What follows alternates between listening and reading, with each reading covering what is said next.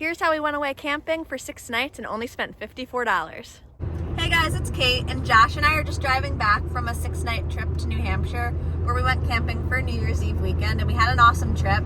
If you want to check out our trip and what we did on it, you should check out our main YouTube channel, For Running Around, and that's where we post most of our videos, but I want to start posting more shorter videos that talk about a specific aspect of something.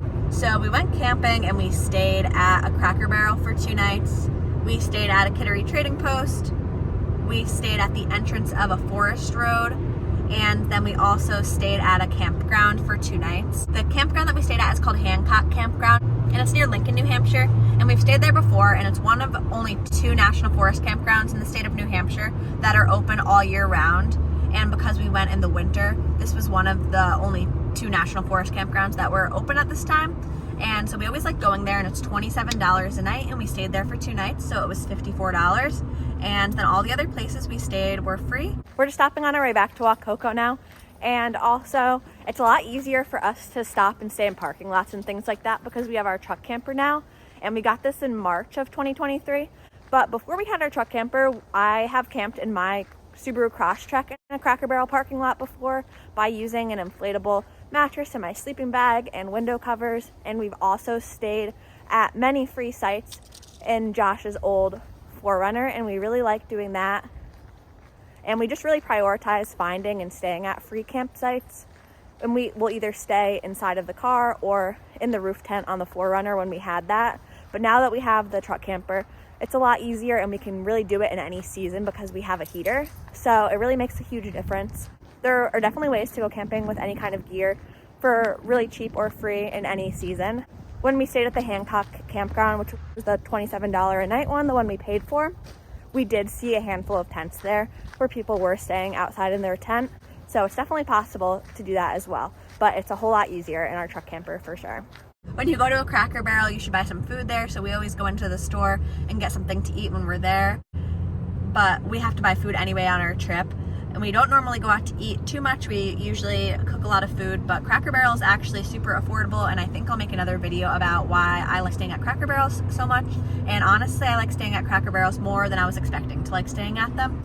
We stayed at the Kittery Trading Post on the first night of our trip up to Maine, and it's right on the border of Maine and New Hampshire, and we didn't actually end up going into the Kittery Trading Post. We got there kind of late, and we left kind of early, but you don't actually have to go in to be able to stay there. And I don't think that there was anyone else there when we were staying there.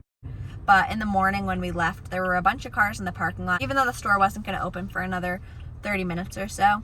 I've been in before, and it is a really nice store. It's just like a big outdoor store, kind of like a small Cabela's. We spend a lot of time looking around at different free camp spots, like on Google Maps, and we look on iOverlander, which is an app where you can find free and paid for campsites. A lot of the roads we would like to stay at in the New Hampshire area are national forest roads, and those a lot of the time have designated campsites you can go and stay at, and you can stay there for free for up to 14 days. But on this trip, because it was in winter, we were there for New Year's weekend. A lot of the forest roads are closed in the winter because they don't plow them or maintain them, so they actually put up a barrier so people can't go in. So we were not able to go there, but we actually ended up camping at the entrance of Forest Road 17, and there was another van there as well. And then we got to go walking on the forest road in the morning with Coco, which was nice, and we woke up to some snow, which I was really excited about. By us in New York and everywhere on the East Coast this year has been really warm, and the temperatures haven't really gotten very cold, and we've still been getting a lot of rain. Even on the first couple of days of our trip, we got a ton of rain on Wednesday and Thursday, and it rained on Friday too, and the temperatures just haven't really been cold enough to get a lot of snow. So I was super happy because we drove up to this forest road and the elevation was a little bit higher. We got a little bit of snow in the morning, and that was literally all I wanted on this trip, so I was super happy about that. The 2 Cracker Barrels we stayed at were in South Portland, Maine, I believe, and that one wasn't super nice. There were actually a bunch of kids who ran around in the middle of the night playing music pretty loud, and it was actually kind of awful. We've stayed at a Cracker Barrel, I think, probably around 5 times now, and that was definitely the worst one. These kids were there like making so much noise, so loud, for a pretty long period of time, literally in the middle of the night. So it was actually not that good, but it was still a free campsite. And so, yeah, but not the best experience at that one. The South Portland Cracker Barrel wasn't the best, but then we also stayed at another one in Derry, New Hampshire last night, and that one was pretty good. It was pretty quiet. They did empty the dumpster at like 1 a.m. I think, and that was also loud. But in general, I feel like Cracker Barrels are usually pretty quiet and in a pretty central location, so not a bad choice to make. And we got dessert last night at the Cracker Barrel, which was good because we ended up stopping at a brewery for dinner nearby. Whenever we've stayed at a Cracker Barrel, including on this trip in South Portland and in Derry, there were other campers also staying at the Cracker Barrel. I think when we were in South Portland, there was a large RV and they had a generator outside of their camper, and it was plugged in through the front window, and it looked like they had been setting up camp there for quite some time. And I think that there also might have been another van at the South Portland location. And last night when we were in Derry, there was a Subaru SUV that had someone camping in it. There was a van and a camper, and I think there might have been one more SUV. Yeah, so there's always other campers staying at Cracker Barrels, and I feel like it's always been like that at any of the ones we've stayed at. So I think that's kind of neat. And like I said, it's winter now, so people are even still staying there in the winter time. The Kittery Trading Post had no one else there. The two Cracker Barrels each had a handful of people there. When we stayed near the Forest Road, there was one other van there.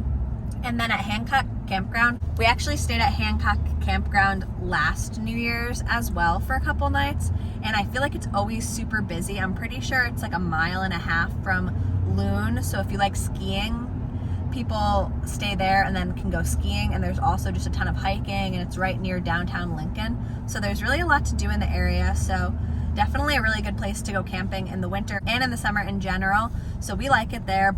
But it was pretty busy. I think it might have been busier last year than this year, but I think probably around half of the campsites were full this year, would you say? Yeah, I agree with that. When we stayed at Hancock Campground for New Year's 2022 to 2023, the bathrooms, which are just pit toilets, were open.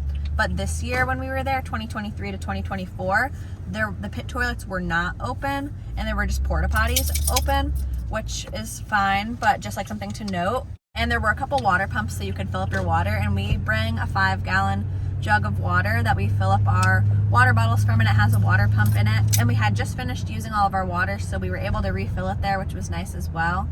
But other than that, there's not really any other amenities, but the location is great, and they plow it there, which is cool, and it's open year round, and it's self-pay, so they just have envelopes, and you just fill it out, and then you put it in the thing, and you pay that way. And we definitely really like staying there, and I feel like it's a safe, pretty quiet spot. We like staying on the other side of the loop. When you first drive into the loop, you're closer to the main road, but then when you curve around, you're further from it. So we like staying on the further side from the main road. But in general, we really like staying there, and we feel like it's close to like a lot of the things we like to do. We hiked Cannon Mountain, which I think was only like 20 minutes away from there. So overall, that's where we stayed on our trip, and it worked out really well. We liked staying at all of the different places, and overall we only spent $54 on campsites for this trip, so I hope this was helpful in planning a camping trip for you. Thanks for watching, and if you want to watch our whole trip video, go check it out on 4Running Around. Thanks.